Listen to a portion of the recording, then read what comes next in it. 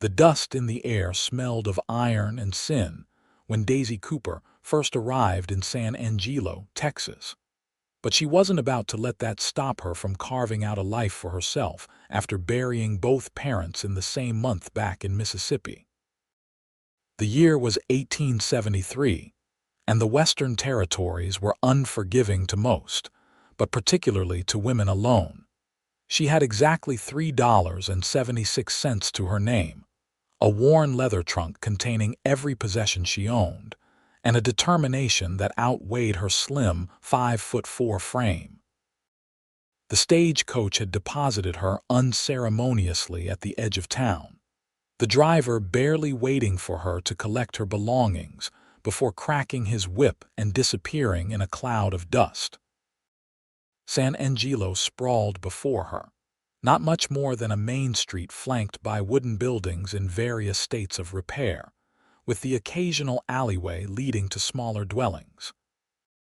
The crown jewel of the town, if one could call it that, was the two-story Concho Palace Hotel, its painted sign faded but still legible against the harsh Texas sun. "Madam, you need assistance with that trunk." A boy of no more than 12 materialized at her side, his freckled face eager beneath a mop of unkempt brown hair. "That would be most kind," Daisy replied, forcing a smile despite her exhaustion. "I'm headed to wherever I might find work. Do you know who's hiring in San Angelo?" The boy Tommy, he informed her as he struggled with the trunk, led her down the dusty street, rattling off a litany of possibilities that grew increasingly disheartening. The general store had just taken on a shop girl. The schoolhouse had a teacher. The saloon always needed girls, he added with a knowing look that made Daisy's stomach turn. "What about laundry?" she asked finally. "I'm skilled with washing." Tommy's face brightened. "Old Mrs. Holloway passed last winter. Town's been needing a laundress something fierce." By sunset, Daisy had secured not only employment but accommodations. The late Mrs. Holloway's laundry operation included a small room behind the wash house, barely larger than a closet but clean and private. The building itself sat at the edge of town, close enough to the creek to make hauling water less arduous.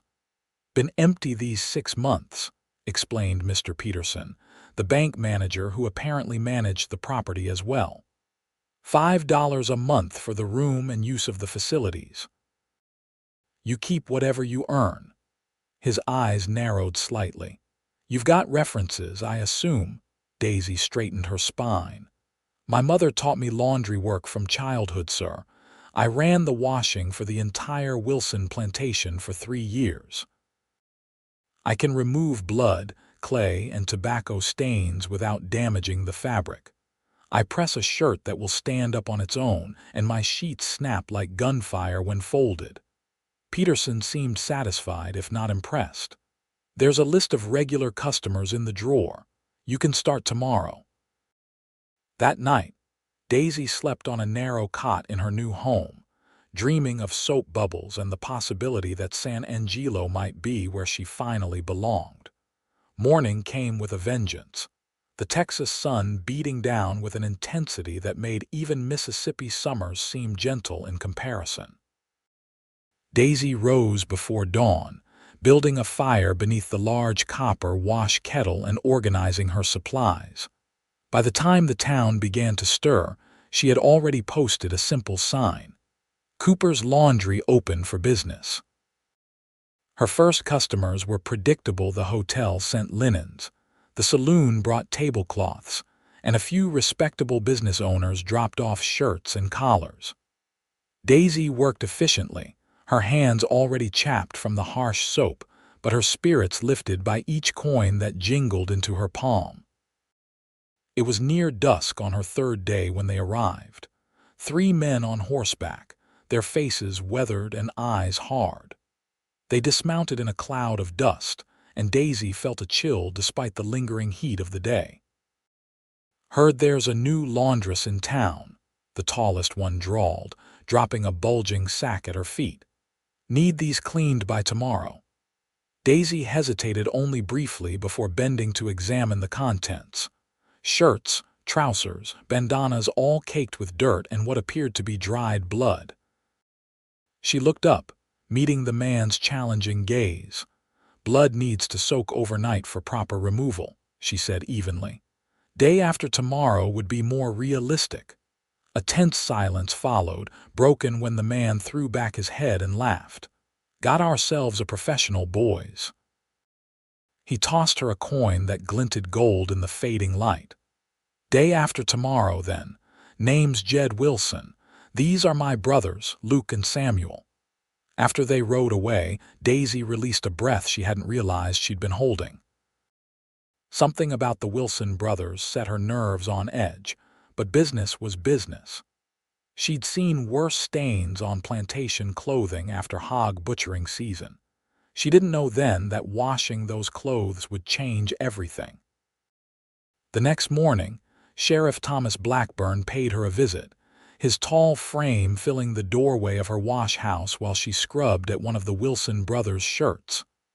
"Miss Cooper," he began without preamble, "I understand you've taken on some new customers." Daisy kept scrubbing.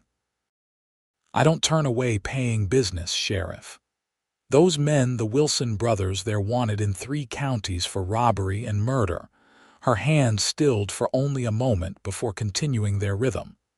"I wash clothes, Sheriff, not reputations. Associating with outlaws puts you in a precarious position in this town, Miss Cooper. People talk." "Let them talk," she replied, though her heart raced at the implications. "Unless there's a law against washing a man's shirts, I don't see how it's any of your concern."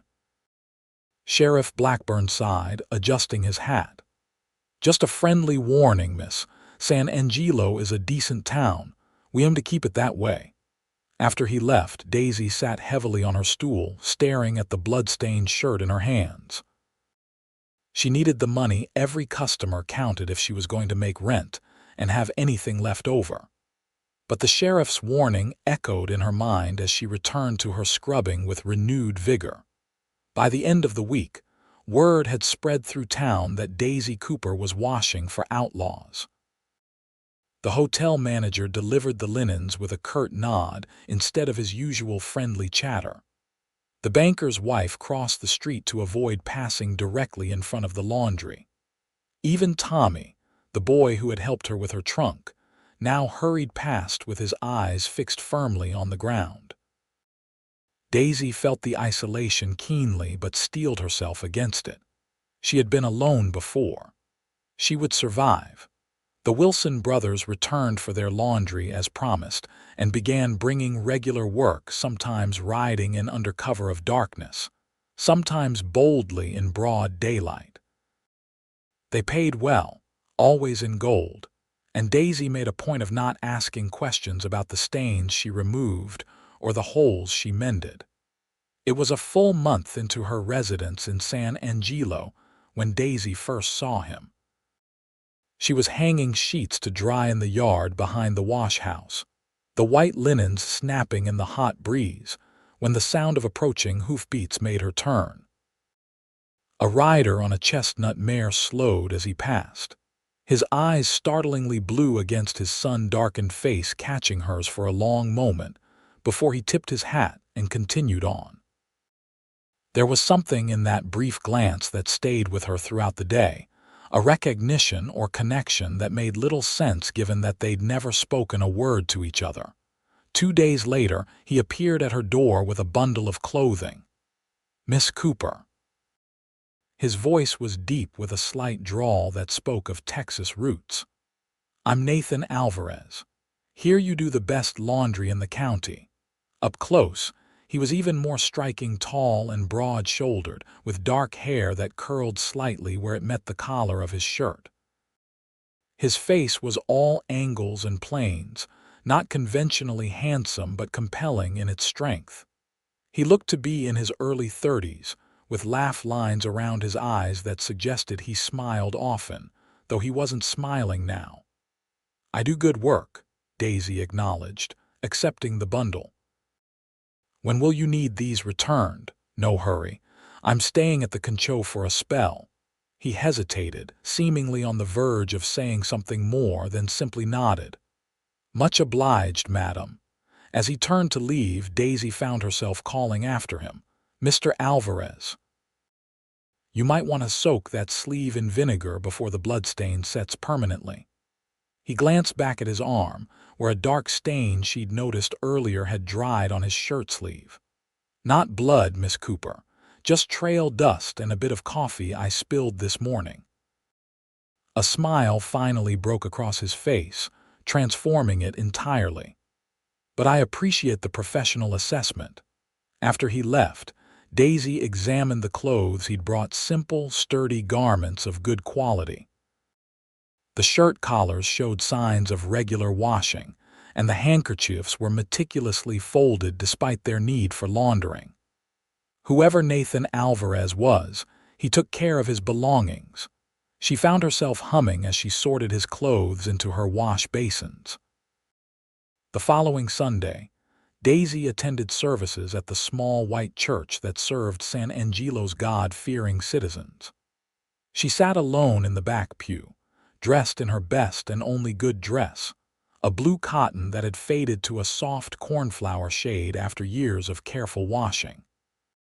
She was used to the sideways glances and the empty spaces left beside her on the bench. What she wasn't prepared for was Nathan Alvarez sliding into the seat next to her just as the first hymn began. "Morning, Miss Cooper," he whispered, his voice barely audible above the enthusiastic if off-key singing.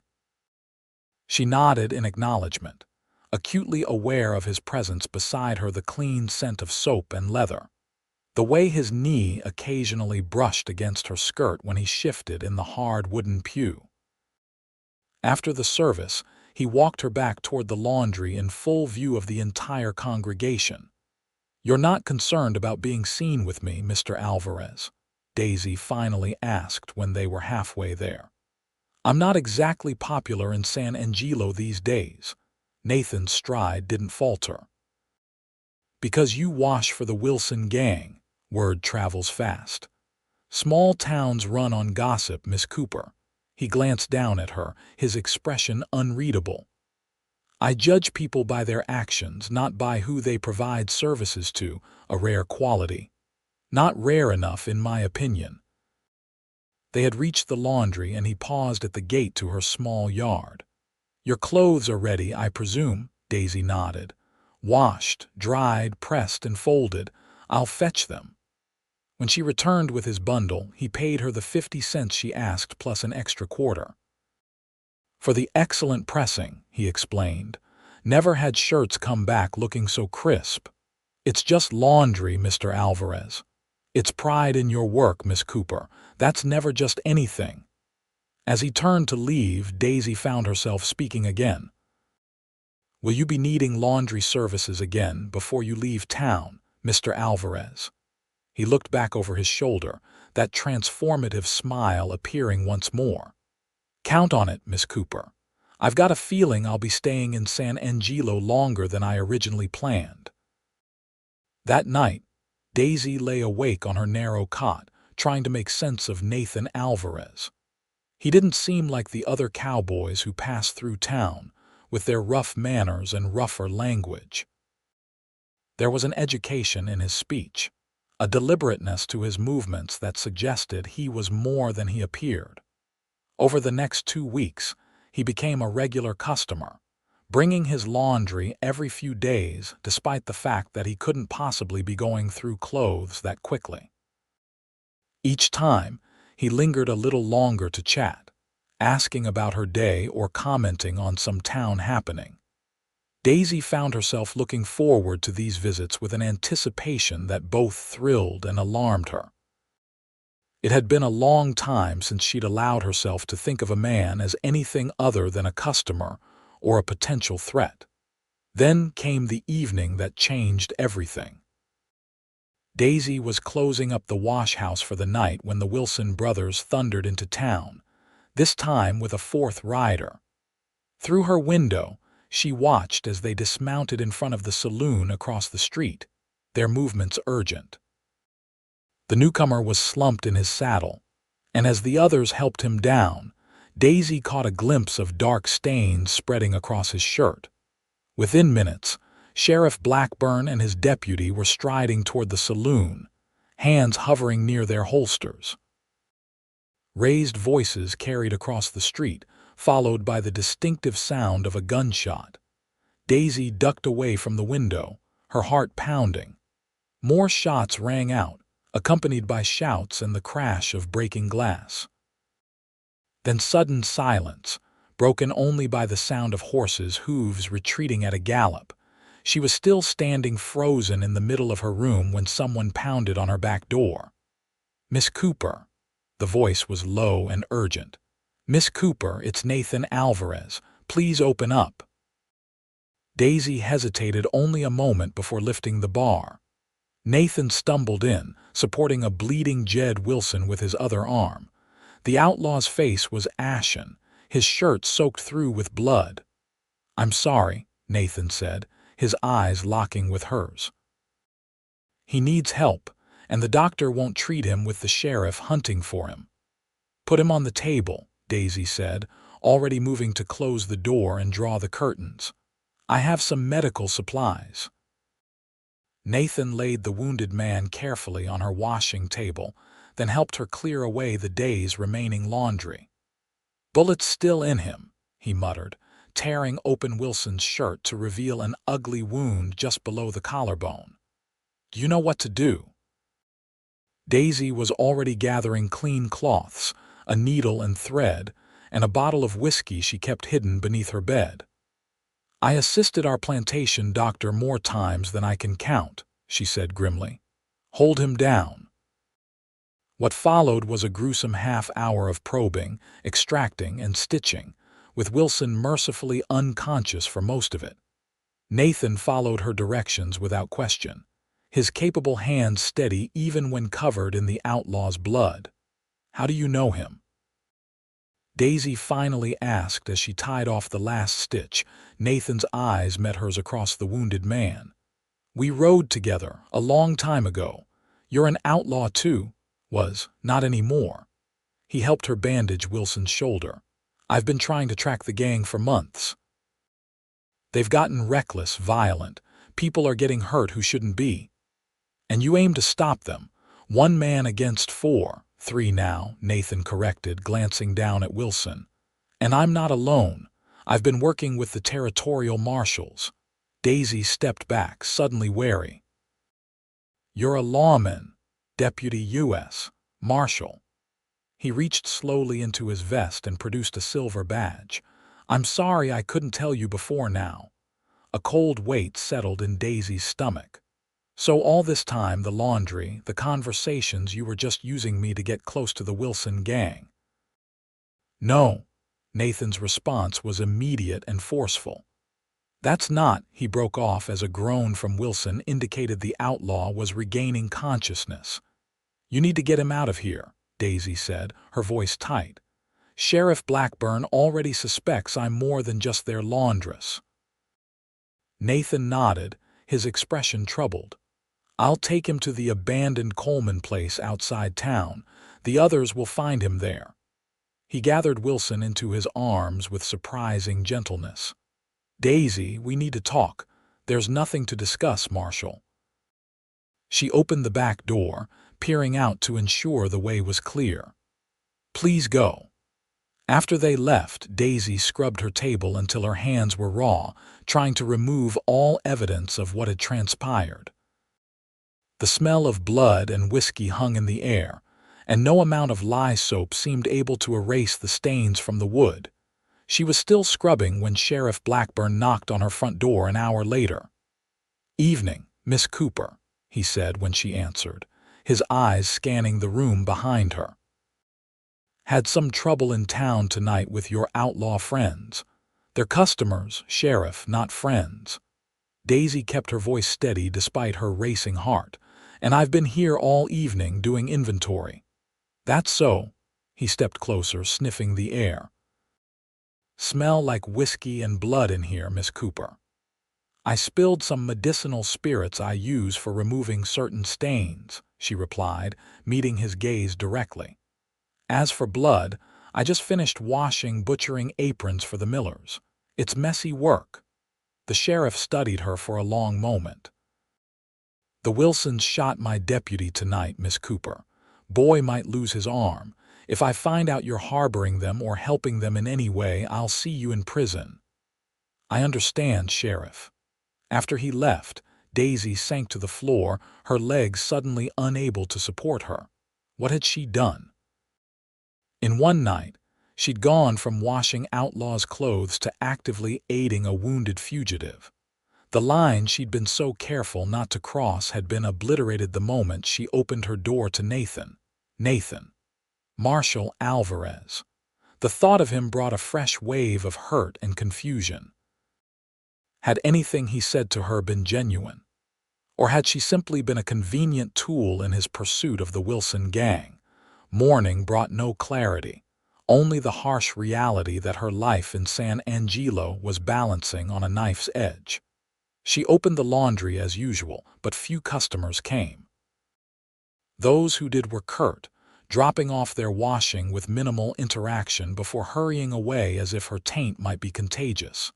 By midday, she had resigned herself to a quiet day of catching up on mending when the door opened, admitting Nathan.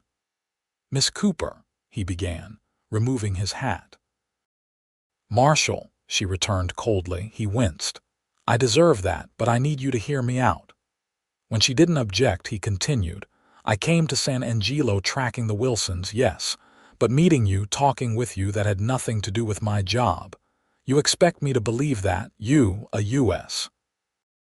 Marshal, just happened to strike up a friendship with the one person in town known to associate with the very outlaws you were hunting.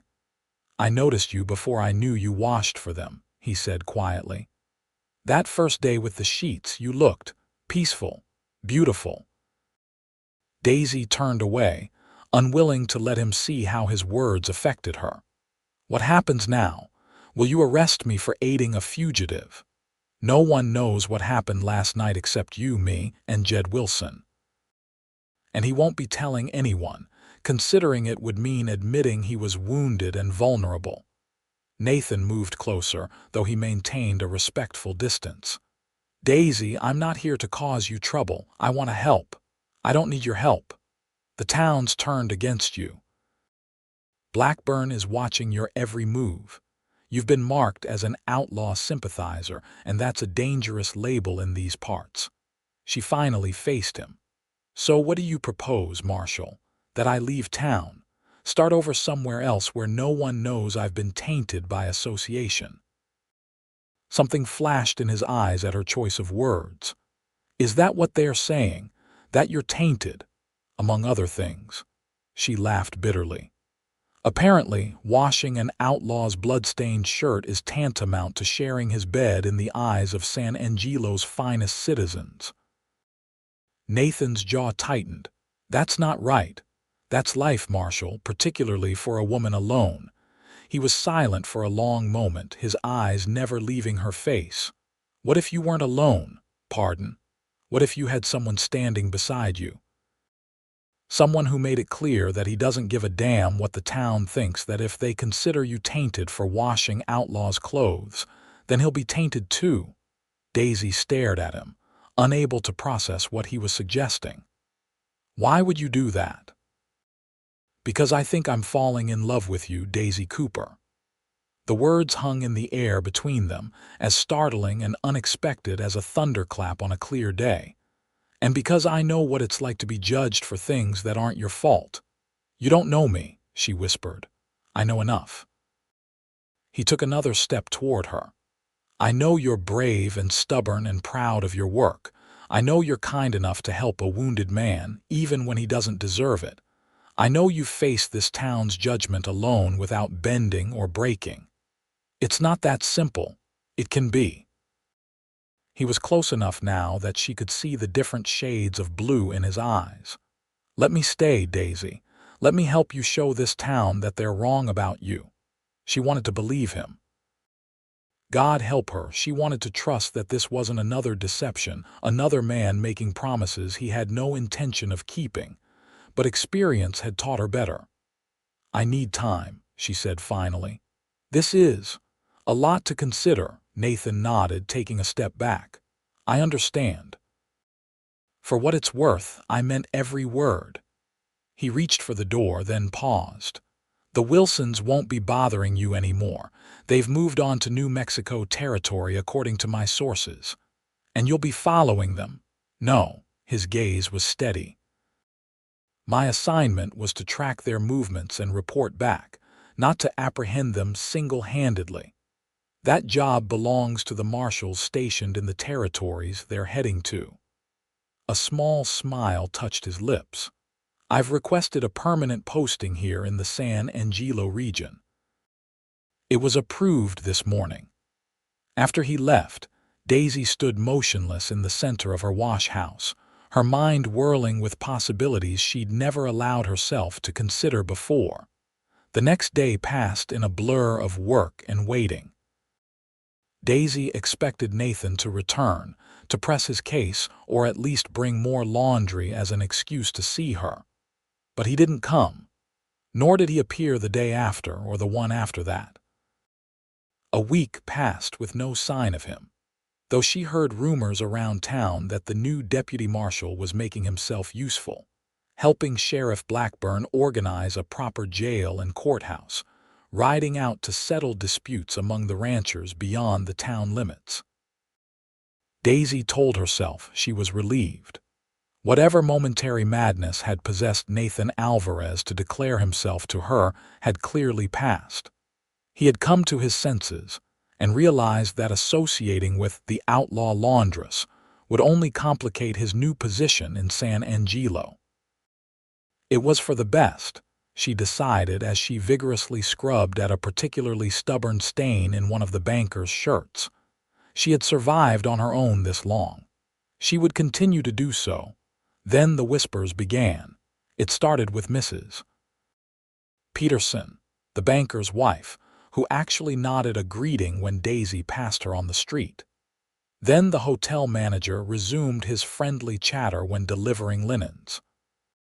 Even Tommy began stopping by the laundry again, often with small gifts: a wildflower, an interesting rock, once a frog that escaped and led to a chaotic hour of searching before it was located in a pile of wet sheets.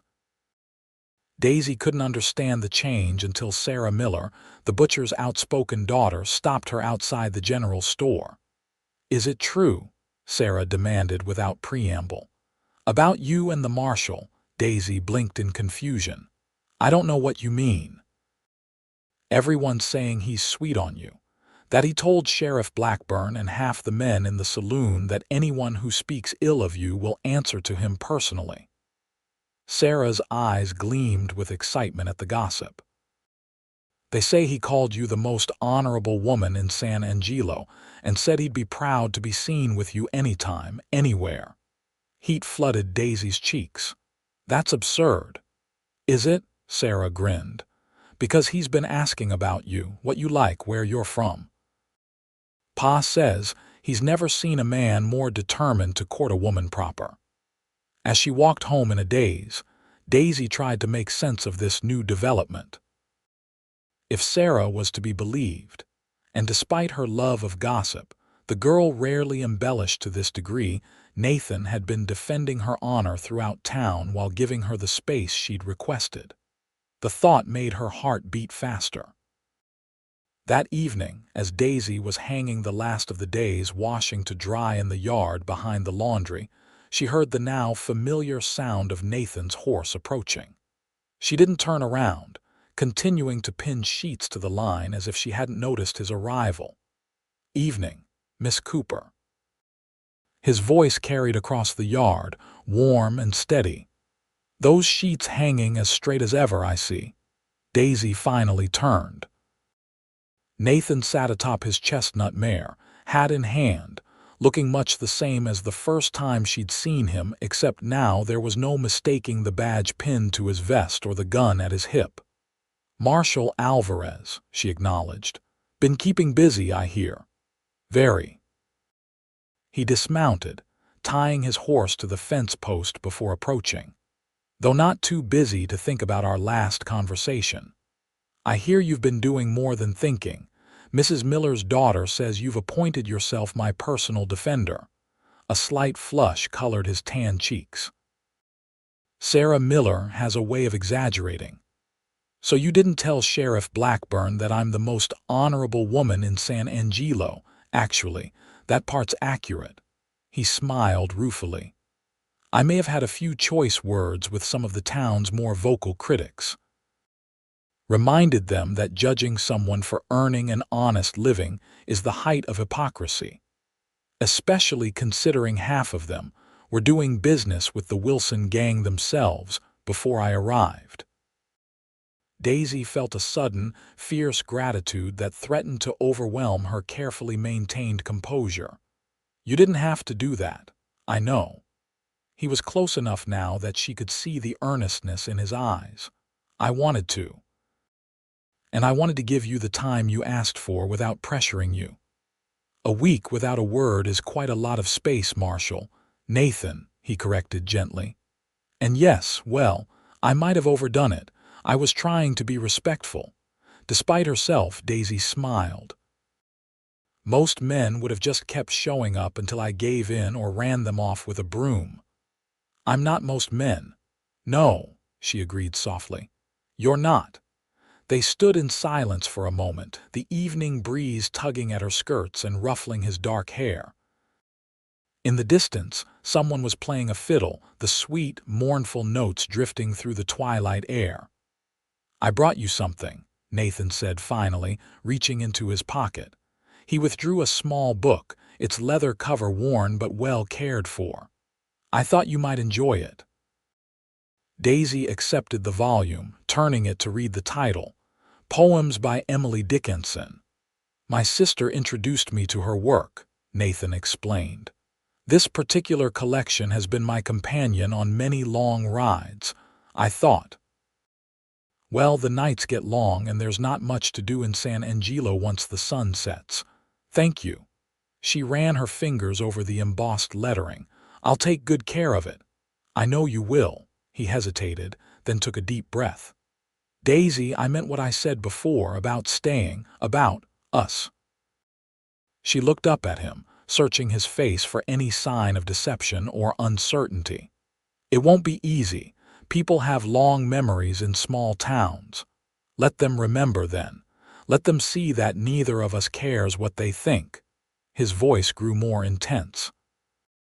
"I've spent most of my adult life chasing other people's idea of justice, moving from town to town, never staying long enough to put down roots.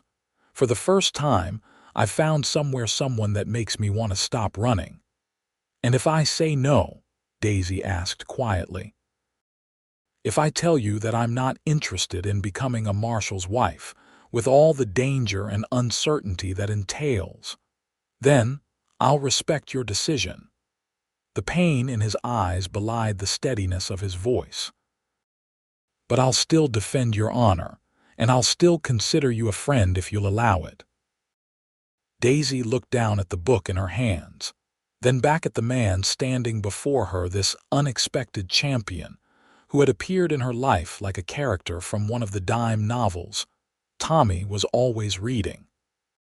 She had spent so long protecting herself, building walls against disappointment and hurt, that the thought of letting someone in terrified her. But Nathan Alvarez, with his quiet strength and unwavering gaze, made her want to be brave in a different way. "I don't know if I'm ready to talk about being anyone's wife," she said carefully, "but I wouldn't object to you calling on me properly, perhaps. For dinner tomorrow." The smile that transformed his face was worth every moment of uncertainty. "I'd be honored, Miss Cooper." "Daisy," she corrected, returning his smile with one of her own. "If we're to court properly, you should call me Daisy." As Nathan took his leave, promising to return the following evening, Daisy hugged the book of poems to her chest and allowed herself, for the first time in years, to hope. The courtship of Daisy Cooper and Nathan Alvarez became the talk of San Angelo over the following weeks. He called on her regularly, escorted her to church each Sunday, and was frequently seen carrying heavy buckets of water to her laundry or delivering bundles of clean washing to her more distant customers. For her part, Daisy found herself opening up to him gradually, sharing stories of her childhood in Mississippi, her dreams of someday owning her own home, and the grief of losing both parents in quick succession to the fever that had swept through their county. Nathan listened with genuine interest, offering his own history in return, his upbringing on a small ranch in South Texas, his Mexican mother and American father, his decision to become a lawman after his father was killed by rustlers. "My mother never forgave me," he confessed one evening as they sat on the small bench behind the laundry, watching the sunset paint the sky in shades of orange and purple. "She said I was choosing the same path that got my father killed. Maybe she was right." "But you've done good," Daisy said, her hand finding his in the gathering dusk. "You've helped people, brought criminals to justice." "At what cost, though?" His fingers tightened around hers. "I've never had a home of my own, never stayed in one place long enough to build something lasting." Until now, his eyes met hers, full of a tenderness that made her breath catch. Until now. Their first kiss came on a Wednesday afternoon, unexpected and sweet. Daisy had been struggling with a particularly heavy basket of wet linens when Nathan appeared, taking the load from her arms without comment. As she thanked him, he leaned down and pressed his lips to hers, a gentle, questioning touch that she found herself answering with unexpected fervor. When they finally broke apart, both slightly breathless, Nathan rested his forehead against hers. "I've been wanting to do that since the first time I saw you hanging sheets in this yard." Daisy laughed softly. "Is that so? And here I thought U.S. Marshals were supposed to be stoic and focused on duty. We are." He kissed her again, briefly. "But we're also human." As summer gave way to fall, their relationship deepened into something neither had anticipated. Nathan found lodgings in town, but spent most of his free time at the laundry, helping Daisy with the heavier tasks and often staying late into the evening, talking or reading aloud from his collection of books while she mended. The town's attitude toward Daisy shifted gradually. Some, like Sarah Miller and her family, welcomed her openly into their social circles now that she had the marshal's approval. Others maintained a polite distance, but no longer crossed the street to avoid her. A few, including Sheriff Blackburn, remained suspicious, but even they kept their opinions to themselves in Nathan's presence. It was Sheriff Blackburn who brought the news that would test their newfound happiness. "The Wilson gang hit a bank in El Paso last week," he announced without preamble one October morning as Nathan was helping repair a broken shutter on the laundry. "2 men killed, including a young teller. Governors asking for additional marshals to track them down." Nathan's expression hardened. "They're becoming more violent, seem to be." Blackburn's eyes flicked to Daisy, who stood frozen in the doorway. "Thought you'd want to know, considering your history with them." After the sheriff departed, a heavy silence fell between them. Daisy watched as Nathan methodically finished securing the shutter, his movements precise but tense. "You'll be going after them," she said finally. It wasn't a question. Nathan turned to face her, his expression grim. "I know their patterns better than anyone. The territorial office will request my assistance, of course." Daisy nodded, trying to ignore the cold dread settling in her stomach. "When? I don't know yet. Soon, I expect." He crossed to her, taking her hands in his. "Daisy, it's your duty," she interrupted. "I understand." "Do you?" His blue eyes searched hers. "Because I need you to know that I will come back. This isn't me leaving you or San Angelo behind." She wanted to believe him. She had spent months learning to trust this man, to accept that his feelings for her were genuine. But the thought of him riding out after dangerous criminals, possibly never returning, threatened to unravel all the security she'd begun to build.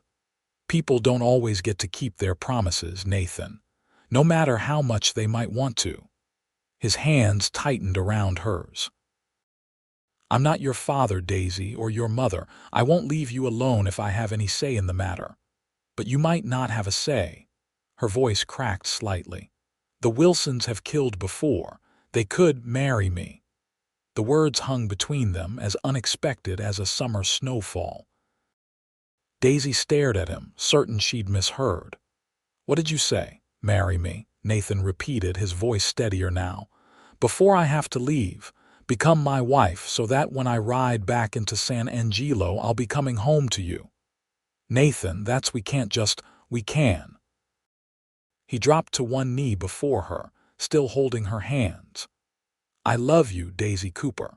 I've loved you since I saw you standing in your yard with sunshine in your hair and determination in your eyes. I want to build a life with you, here in this town that once shunned you but will come to respect you as I do. His gaze never wavered from hers. Say you'll be my wife. Daisy's heart hammered against her ribs, her thoughts whirling. This was madness, rushing into marriage with a man she'd known less than half a year. A man whose profession put him in constant danger. The sensible thing would be to refuse, to insist on waiting until he returned from this mission, if he returned at all. But as she looked down at Nathan, his face open and vulnerable, his hands warm around hers, Daisy realized that sensible caution had never brought her happiness. Only work and isolation, and the bitter knowledge that she was alone in the world. Yes, she whispered, surprising herself as much as him. Yes, I'll marry you, Nathan Alvarez. The joy that blazed across his face in that moment was something Daisy knew she would remember for the rest of her life. He rose to his feet and pulled her into his arms, lifting her off the ground as he spun her in a circle, both of them laughing like children. When? She asked breathlessly when he set her down. How soon will you have to leave? I don't know yet. But we'll marry before I go, even if it means doing it tomorrow. He kissed her soundly. I want everyone to know you're not alone anymore, that you're Mrs. Alvarez, and that means something in this town. They were married 3 days later in the small white church, with half the town in attendance, some out of genuine goodwill, others from curiosity or a sense of obligation to the marshal. Daisy wore a new dress of deep blue that Nathan had insisted on buying for her, with her mother's cameo pinned at the throat. Nathan stood tall and proud in a black suit, his badge polished to a shine on his vest. The reception was held at the miller's home, the butcher having offered his spacious back garden for the celebration. There was music and dancing, a feast of barbecued beef and fresh baked goods contributed by various townswomen, and more genuine well-wishes than Daisy had thought possible.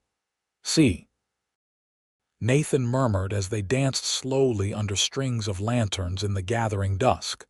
They're coming around. Because of you, Daisy replied, leaning her head against his shoulder.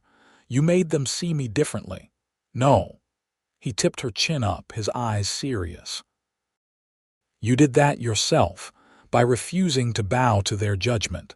I just reminded them to look closer. That night, in the small room behind the laundry that was now their temporary home, until Nathan could find them more suitable accommodations, Daisy discovered the final piece of the trust she had been building with this man. Their lovemaking was tender and passionate by turns, with Nathan's reverent touches making her feel cherished in a way she had never experienced before. Afterward, as they lay tangled in the sheets, his heart beat steady beneath her ear. Daisy allowed herself to believe that this happiness might last, that the life they were building together was strong enough to withstand whatever challenges lay ahead. The telegram came 2 weeks later. Nathan received it while at the sheriff's office and brought it directly to the laundry, his expression somber. When? Daisy asked, already knowing what it contained. Tomorrow morning. I'm to meet the other marshals in El Paso by the end of the week. He held her gaze steadily. It could be a month or more before I return, Daisy. She nodded, swallowing the fear that rose in her throat. I understand.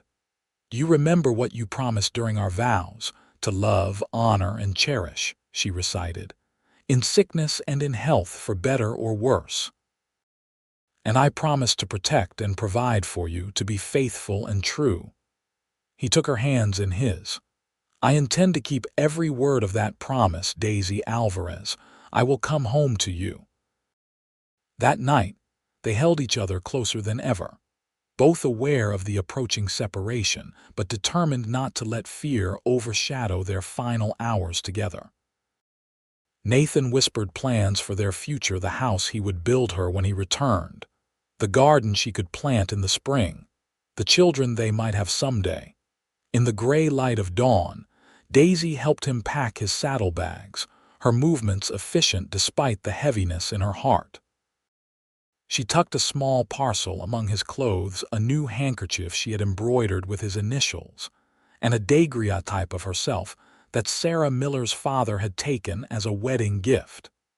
So you won't forget what you're coming home to, she explained when he unwrapped it. Nathan's smile was tender as he tucked the image carefully into his vest pocket, close to his heart. As if I could ever forget. Their goodbye at the edge of town was brief but heartfelt.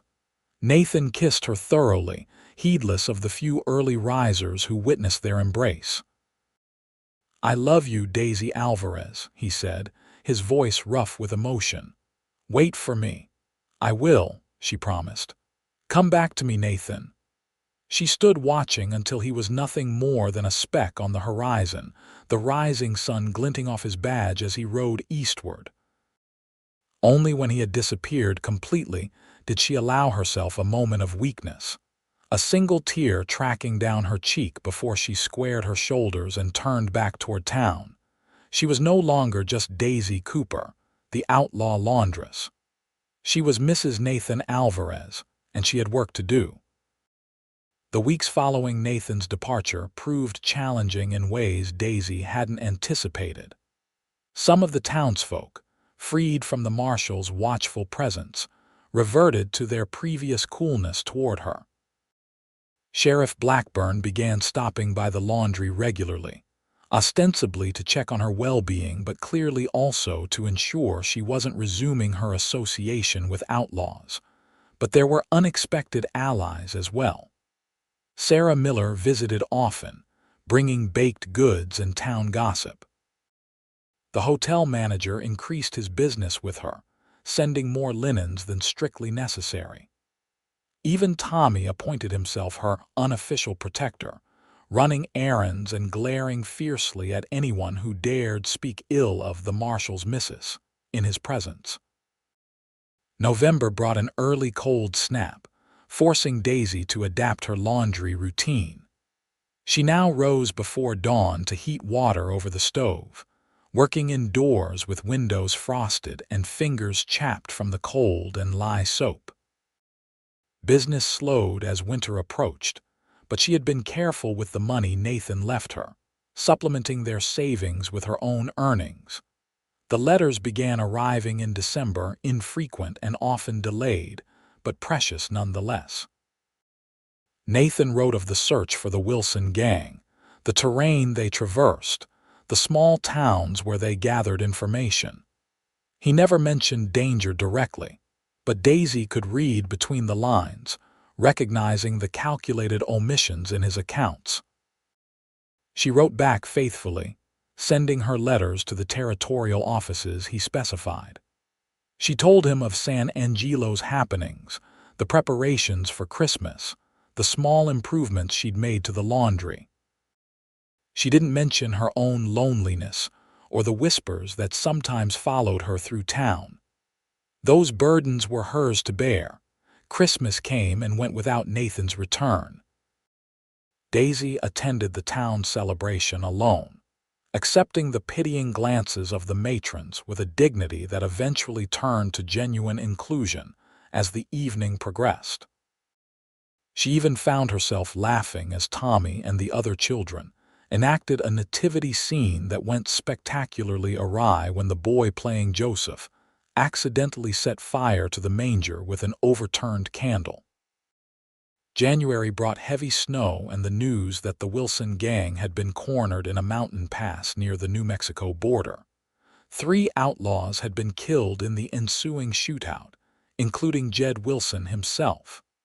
The 4th had been captured alive and was awaiting trial. The letter from Nathan arrived a week later, confirming what Daisy had already heard and adding that he expected to be detained for the trial, but hoped to return by early March. She read his words over and over, relief mingling with impatience as she realized their separation would extend weeks longer than anticipated. February passed in a blur of cold days and colder nights. Daisy took on mending work to supplement her laundry income during the slow winter months, earning a reputation for fine stitching that brought customers from as far as the next county. She began setting aside money for the house Nathan had promised to build, researching available plots of land on the outskirts of town where they might settle. It was during one such excursion, as she walked the boundaries of a promising parcel near the creek, that Daisy first noticed the symptoms. The sudden fatigue, the tenderness in her breasts, the waves of nausea that struck without warning in the early mornings. Sarah Miller confirmed her suspicions after Daisy confided in her. "A baby," Sarah exclaimed, her eyes wide with delight. "Oh, Daisy, the marshal will be over the moon." "If he returns in time," Daisy murmured, her hand unconsciously moving to her still flat stomach. "Don't talk that way," Sarah scolded. "Of course he'll return. He promised, didn't he?" Daisy nodded, forcing a smile. "Yes, he did." The knowledge of her pregnancy brought a new dimension to Daisy's waiting. She now had tangible proof of the future she and Nathan had planned together, a child who would need both parents. She wrote to him immediately, the letter more emotional than her previous missives, sharing her joy and her fear in equal measure. No reply came. February turned to March, and still there was no word from Nathan. The last letter she'd received had been dated late January, mentioning the upcoming trial and his hopes of returning soon. Since then, silence. As the days passed without news, Daisy's concern deepened into dread. She visited the telegraph office daily, inquiring about messages. She wrote to the territorial marshal's office, requesting information about her husband's whereabouts. The responses were frustratingly vague. Deputy Marshal Alvarez had completed his assignment and was no longer under their direct supervision. His current location was unknown. By mid-March, San Angelo was abuzz with rumors. Some said Nathan had been killed in a final confrontation with the surviving Wilson brother. Others suggested he had abandoned his post and his wife for another assignment. The cruelest whispers implied he had never intended to return at all, that his marriage to Daisy had been a convenient cover for his investigation into the Wilson gang. Daisy refused to believe any of it. She continued her work at the laundry, ignoring the speculation that swirled around her. But in the privacy of her room, she allowed herself to weep, her hand pressed against the slight swell of her abdomen where their child grew, unaware of the uncertainty that clouded its future. It was a stormy afternoon in late March when Sheriff Blackburn appeared at her door, his expression grim. "Mrs. Alvarez," he began, removing his hat, "I've received word about your husband." Daisy gripped the doorframe, her knuckles white. "Is he dead?" "No, madam." Blackburn hesitated. "He was injured during the transfer of the Wilson prisoner. Took a bullet meant for the judge. He's been recovering in a hospital in Santa Fe these past weeks." Relief and anger flooded through her in equal measure. And no one thought to inform his wife. There was confusion, madam. The initial reports listed him as Alvarez and, without specifying his first name or rank. It wasn't until the judge made inquiries that they realized who he was. The sheriff looked genuinely apologetic. He's being transported home now. Should arrive on tomorrow's stage, according to the telegram. After Blackburn left, Daisy sat heavily on her bed, emotions churning. Nathan was alive. Injured, but alive and coming home. The relief was overwhelming, but beneath it ran a current of hurt that he had been wounded weeks ago, and she was only learning of it now. She spent the night alternating between prayer and preparation, changing the sheets, airing out the room, preparing foods that would be easy for an invalid to eat. By morning, exhaustion had left shadows beneath her eyes, but her determination remained unshaken. The stage was due at noon, and Daisy arrived at the station an hour early, unable to bear waiting at home any longer. Sarah Miller joined her after a while, providing silent support as they watched the road for signs of the approaching coach. It was nearly 1 o'clock when the stage finally appeared, the horses lathered from their exertions against the muddy spring roads. Daisy rose from her seat on the station bench, her heart pounding as the vehicle rolled to a stop before them. The driver descended first, then turned to assist his passengers. An elderly couple emerged, followed by a young woman with a small child. And then, finally, a man appeared in the doorway of the coach, moving slowly and with obvious pain. Nathan looked thinner than when he'd left, his face gaunt beneath several weeks' growth of beard. His left arm was secured in a sling, and he leaned heavily on a walking stick as he descended the steps. But his eyes, those vivid blue eyes that had first caught Daisy's attention, lit up when he saw her waiting. "Daisy," he breathed, the single word carrying months of longing and relief. She moved toward him without conscious thought, stopping just short of embracing him for fear of aggravating his injuries. "You're home. I promised I would be." His good arm reached for her, pulling her carefully against his chest. "I'm sorry it took so long." Daisy buried her face against his shoulder, inhaling the familiar scent of him beneath the medicinal smells of the hospital. "You're hurt. I'll heal." He pressed his lips to her hair. "Especially now that I'm home with you." Sarah discreetly arranged for their transportation back to the laundry, where Nathan sank gratefully onto their bed, exhaustion evident in every line of his body. Daisy helped him remove his boots and outer clothes, her hands gentle as she navigated around his injured shoulder. "The doctor said the bullet missed anything vital," he explained as she examined the bandages. "But it shattered the collarbone. It's going to take time to heal properly." "We have time," Daisy assured him, sitting beside him on the edge of the bed. "Nathan, there's something I need to tell you." His expression grew concerned. "What is it? Has something happened while I was away?" "Yes." She took his hand and guided it to her stomach, where the subtle rounding was just becoming noticeable beneath her dress. "Something wonderful." Nathan's eyes widened, his gaze dropping to where their hands rested against her abdomen. "Daisy, we're going to have a baby," she confirmed, her voice wavering slightly. "In August, the doctor thinks." For a moment, he seemed unable to speak, his expression cycling through shock, wonder, and finally a joy so profound it brought tears to Daisy's eyes. Then he was pulling her close again, his good arm tight around her waist, his face pressed against her neck. "A baby," he whispered, his voice thick with emotion. "Our baby."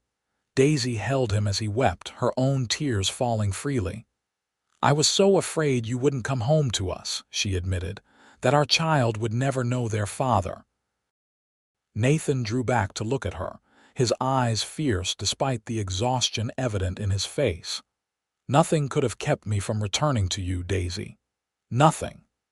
In the days that followed, Nathan's recovery progressed steadily under Daisy's careful nursing. The town rallied around them, with neighbors bringing food, offering assistance with the laundry, and visiting regularly to keep Nathan's spirits up during his convalescence. Even Sheriff Blackburn made peace with Daisy, acknowledging that he had misjudged her from the beginning. As spring bloomed across San Angelo, Nathan and Daisy made plans for their future. With his injury, Nathan could no longer serve as an active marshal, but he was offered a position as the territorial court's representative in San Angelo, a job that would keep him close to home, while still allowing him to use his legal knowledge and experience. They purchased the plot of land Daisy had been eyeing by the creek, and construction began on a modest but comfortable home that would be ready well before the baby's arrival. Nathan insisted on a large yard where children could play, and a garden where Daisy could grow flowers as well as vegetables. "Children?" Daisy questioned one evening as they reviewed the house plans. "We're only having one for now." Nathan smiled, his arm now free of the sling but still tender wrapped around her shoulders. "For now, but I'm hoping for at least 3 or 4. "That's quite ambitious, Marshal Alvarez." "I have a lot of lost time to make up for," he said, kissing her temple. "And I want to fill our home with enough love and laughter to erase any memory of loneliness for both of us." Their son was born on a sweltering August night, with Sarah Miller and the town's doctor in attendance. Nathan paced outside the bedroom door until the first cry pierced the air, then burst in to find Daisy exhausted but radiant, a tiny red-faced bundle cradled against her chest. "Come meet your son," she whispered, her eyes shining with tears of joy. "Thomas Nathan Alvarez." Nathan approached the bed with reverence, gazing down at the perfect miniature features of his child. "He's beautiful," he breathed, reaching out to touch the downy dark hair that already showed signs of curling like his own. "You're both beautiful." As the years passed, San Angelo grew and prospered, and the Alvarez family grew with it. Thomas was joined by a sister, Emma, 2 years later, and eventually by the twins, James and Elizabeth, who arrived in the spring of 1880.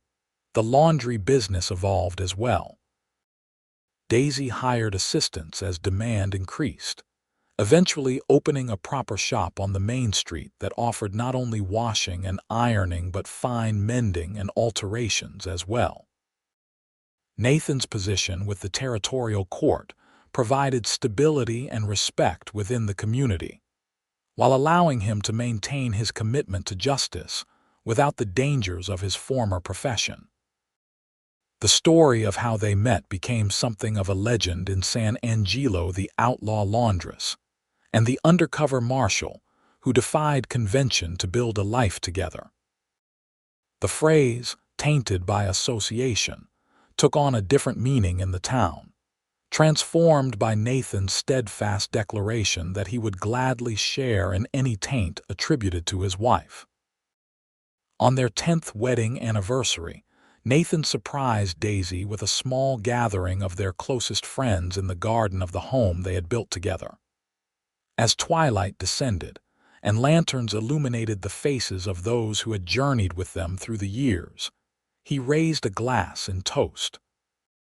"To my beautiful wife," he began, his blue eyes finding hers across the garden, "who taught me the meaning of courage and constancy, who showed me that home isn't a place but a person, who gave me 4 amazing children and a lifetime of love I never dreamed possible."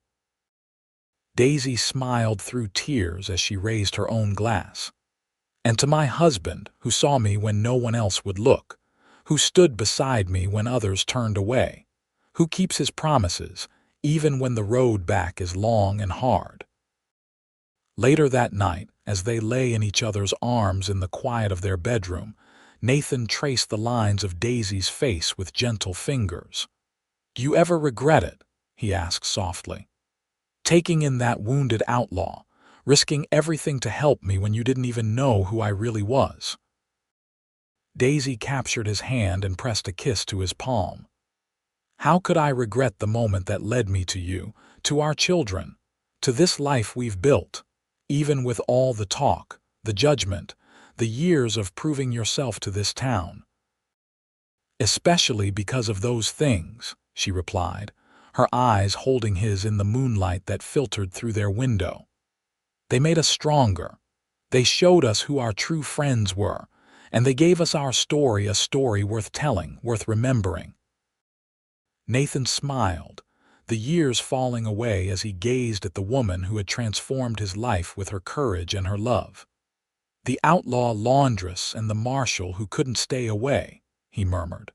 I think I like our story, Mrs. Alvarez. As do I, Mr. Alvarez, Daisy replied, drawing him closer for a kiss that held the promise of all the chapters yet to come. As do I.